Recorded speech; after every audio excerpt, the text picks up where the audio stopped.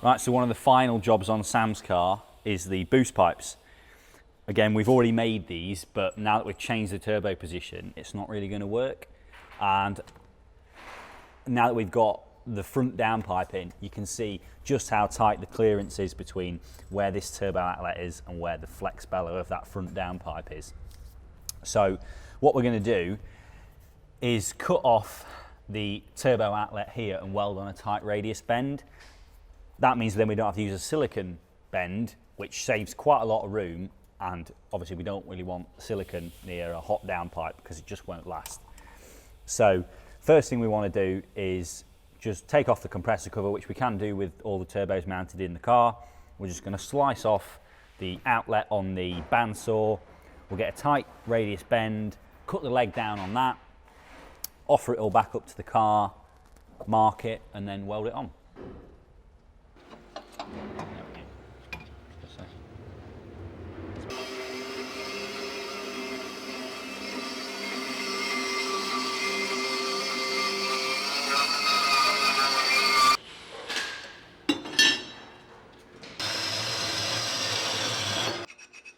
So we've got a bend cut down and cut off the end of the compressor cover, and now it's just a case of lining that up in the direction it wants to go.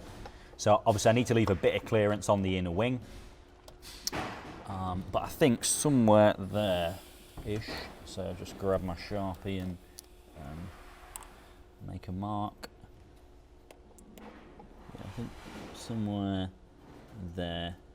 Let's get those two marks to line up. Yeah, so tack that on and just confirm it before we go ahead and weld it up.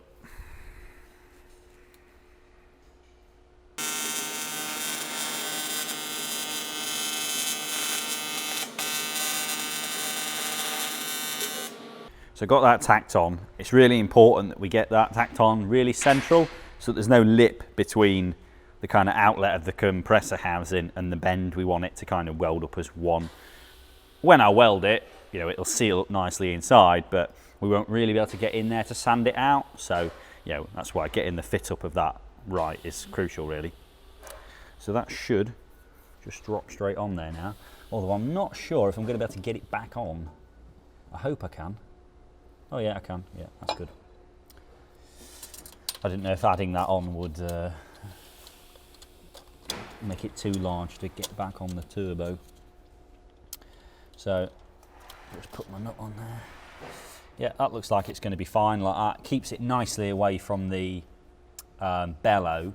But I think, given that even if we put a piece of silicone on there now, that piece of silicone is still pretty close to that bellow.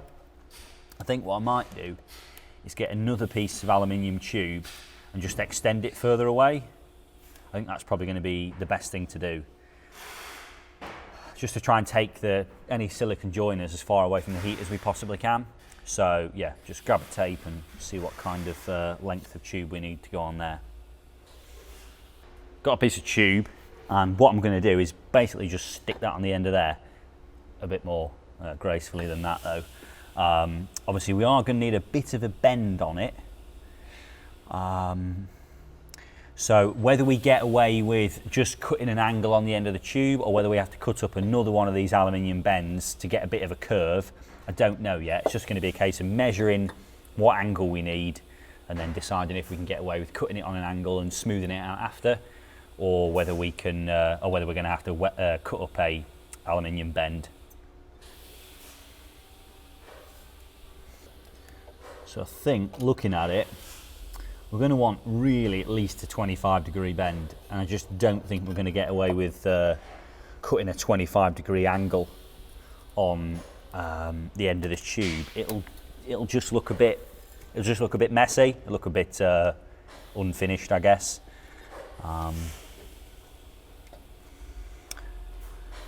We'll give it a try and see what it looks like after. The beauty of the thick aluminium tube is that even if we cut it at an angle, obviously that's not great for flow. But what we can do, because it's so thick, is we can sand it all out inside after and make it super smooth. And really there'd be no difference between using a bend or kind of making a bend through a kind of angle cut sections like pie cuts. Because it's so thick, we can just sand it all out and make it smooth. So yeah, I'll put a bit of an angle on the end of there and see what we think.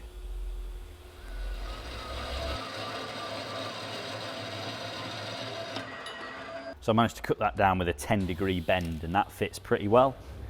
And it does, yeah, it's also not really such an aggressive kind of bend to stick on the end of that one we've already put onto the turbo. So now I'm just going to pretty much mark its position where I want it to be. Because I can also use that angle to kind of point it down a bit as well, get it a bit lower with the other outlet of the other turbo. So I think something like that. Yeah, I think that's going to be okay there. So I'll just mark that. I still need to clean this tube up, but I'll clean this one up, get it tacked onto the end of the turbo.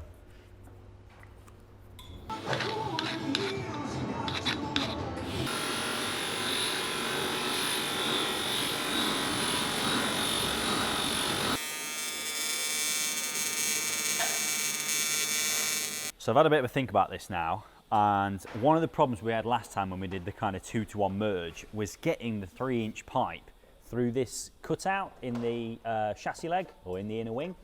And then it kind of struck me that we're trying to do quite a lot in a short space, which gets even more difficult in titanium. So we've got the 2-inch kind of 2-into-1 merge, and then we're trying to oval it from a kind of 2-inch oval into a 3-inch round and then get it through that hole.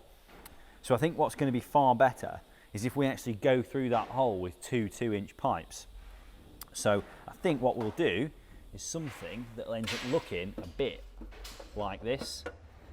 So we'll have 2-inch pipes dipping down into that hole, which then we don't have to worry about the width or the kind of pipes banging on the standard size cutout, because 2-inch easily fits through there, and we've got the length to play with. So I think that's a far better way of doing it. And then we've still got plenty of room underneath to try and do our oval 3-inch into 3-inch round onto the intercooler. So I think what's going to be best now is if we cut up the kind of Y piece on the bandsaw, get that tacked together, look at where we're probably going to put it, and then start playing with some pie cuts and figure out exactly how we're going to route it all.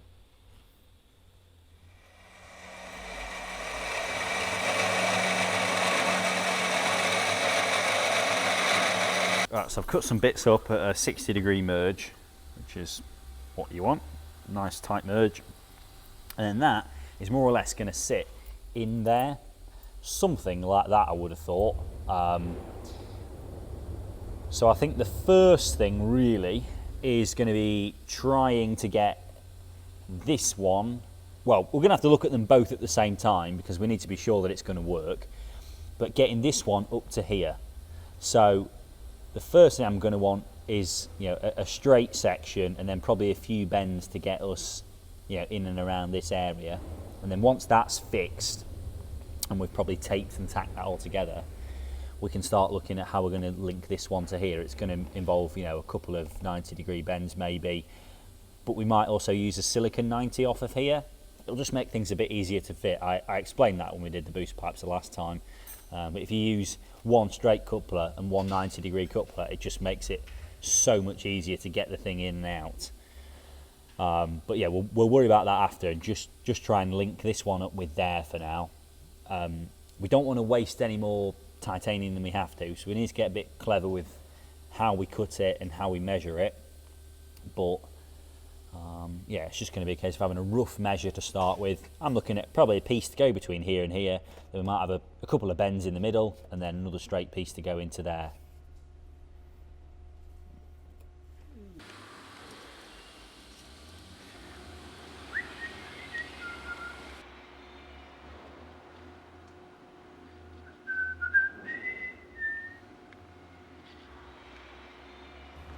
Right, so we've made a bit of progress on this now.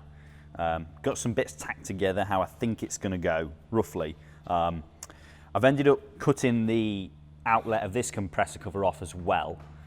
because I think it's just going to work out a lot neater. I don't want really tight radius bends on these titanium boost pipes unless I can help it. And like I say, I do want to get in a 90-degree silicon bend because it just makes fitting them and getting them on and off a lot easier. But yeah, I think it's going to go something like that. So what I'm going to do now is take this one over to the bench and get that tacked up as it is, and also tack that cast elbow onto the bottom of that turbo. Yeah, and then I can kind of finalise this bend here. Obviously I've just got loads of taped up pies there. It might be a bit hard to tell, but yeah, that's all pie cuts in there. That's just all tape. So yeah, I can get this one tacked up now, get that elbow tacked onto the compressor cover, and then it's just a case of working out that final bit. Yeah, and then we're into, you know, transitioning this into a 3-inch oval to round before getting into the intercooler.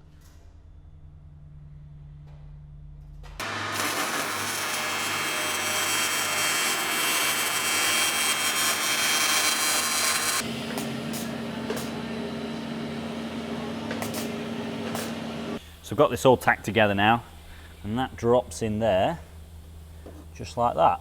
So it's not bang on yet with this section here, but it's, you know, well within adjustment from there. So at this point, I think what we're going to do is we're going to weld these elbows onto the compressor covers, look at tacking up this elbow here, and then we can get it all welded up. And once we've sorted that, it's just a case of cutting that off across there, and then we're going to make our kind of oval to 3-inch round transition before dropping it into the intercooler.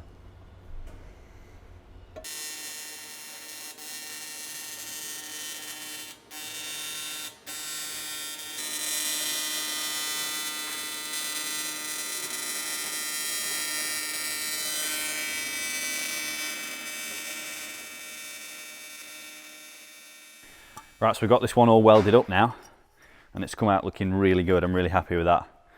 And it does fit in just the same as it did before, so we've not had too much movement from kind of shrinkage and stuff like that. It actually fits in a bit better this time, which is good. I may end up just trimming down the end of this compressor cover a little bit. We've not quite ended up with it bang in the middle of this hole. I don't think it's going to make a difference. And I don't need to cut it down yet. I'm still on the fence about that. Yeah, I might trim it down. I'm just going to kind of now start to have a play with some more pie cuts and trying to again do this oval to round transition and then get into the intercooler. We've got the Hypertune intercooler fitted on now, so that we know the intercooler entry is in you know, exactly the correct position. So yeah, it's just going to be a case of playing with some more pie cuts now, and then doing some more welding. So we'll start doing all that in the next episode. Thanks for watching.